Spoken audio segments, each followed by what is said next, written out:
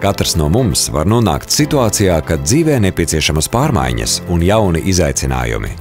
Ja vēlies iegūt papildu zināšanas un kvalifikācijas ārpus Latvijas, Eiropas vienotais darba tirgus ļauj iegūt starptautisku darba pieredzi, specifiskas prasmes un kvalifikāciju, kas palīdzēs veidot karjeru.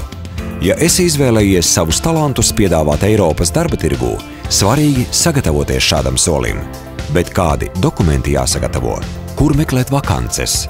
Vai varēsi izmantot bezdarbnieka pabalstu, vai par to būs jāaizmirst? Vai tiešām būs jāstaigā pa neskaitāmām iestādēm, lai to noskaidrotu? Visas atbildes uz šiem jautājumiem noskaidro pie EURES.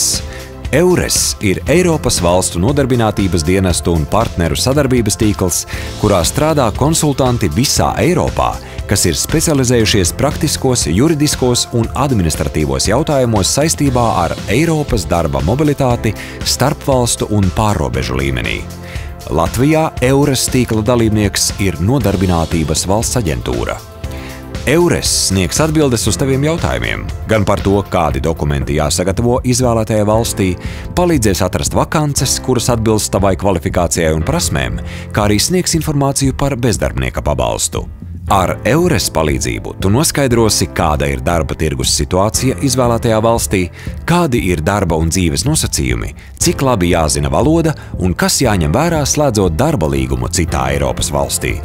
Uzzināsi, kāda ir sociālā aizsardzība un garantijas ārvalstīs, kāda ir reģistrācijas kārtība ierodoties valstī, vai tava iegūtā izglītība tiks atzīta, kā arī kādas ir tavas tiesības un pienākumi uzturoties ārvalstīs. Strādā un iegūsti pieredzi Eiropā, vairo labklājību Latvijā. EURES par drošu darbu ārvalstīs.